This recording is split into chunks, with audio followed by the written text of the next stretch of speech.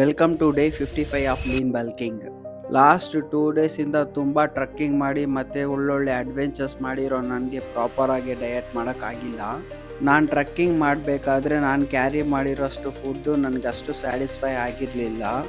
ನಾನು ಕ್ಯಾರಿ ಮಾಡಿರೋ ಫುಡ್ಡಲ್ಲಿ instant energy ಅಷ್ಟೇ ಸಿಗ್ತಾಯಿತ್ತು, ಅದೇ ನಮ್ಮ ಮಸಲ್ ಬಿಲ್ಡ್ಗೆ ಯಾವುದೇ ಥರ ಸಪೋರ್ಟ್ ಮಾಡ್ತಾ ಇರಲಿಲ್ಲ. ಆಲ್ಮೋಸ್ಟ್ ನಾನು ಟ್ರಕ್ಕಿಂಗ್ ಟೈಮಲ್ಲಿ ಔಟ್ಸೈಡಿಂದ ಅನ್ಹೆಲ್ದಿ ಫುಡ್ಡು ಮತ್ತು ಜಂಕೆ ಜಾಸ್ತಿ ಇತ್ತು, ಅದಕ್ಕೆ ನಾನು ಜಾಸ್ತಿ ತಿನ್ನೋಕ್ಕೆ ಹೋಗಿಲ್ಲ. ಇವತ್ತು ಮಾರ್ನಿಂಗ್ ಬಂದಿದ್ದ ತಕ್ಷಣ ನಾನು ಡಯಟ್ ಮಿಲ್ನ ನಾನು ಸ್ಟಾರ್ಟ್ ಮಾಡಿದೆ. ಮಾರ್ನಿಂಗ್ ಟ್ರಿಪ್ಪು ಮುಗಿಸಿ ಮನೆಗೆ ಬಂದಾಗ ಅಮ್ಮ ಸಹ ಇರಲಿಲ್ಲ, ಅಮ್ಮ ಸಹ ಊರಿಗೆ ಹೋಗಿದ್ರು.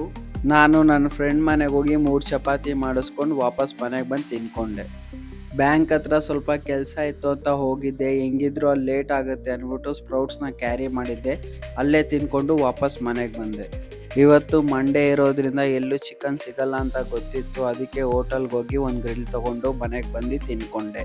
ಲಾಸ್ಟ್ 2 ಡೇಸಿಂದ ಪ್ರೋಟೀನ್ ಇಂಟೇಕ್ ಕರೆಕ್ಟಾಗಿ ಮಾಡಿರಲಿಲ್ಲ, ಇವತ್ತು ನನಗೆ 100% ಸ್ಯಾಟಿಸ್ಫೈ ಆಯಿತು.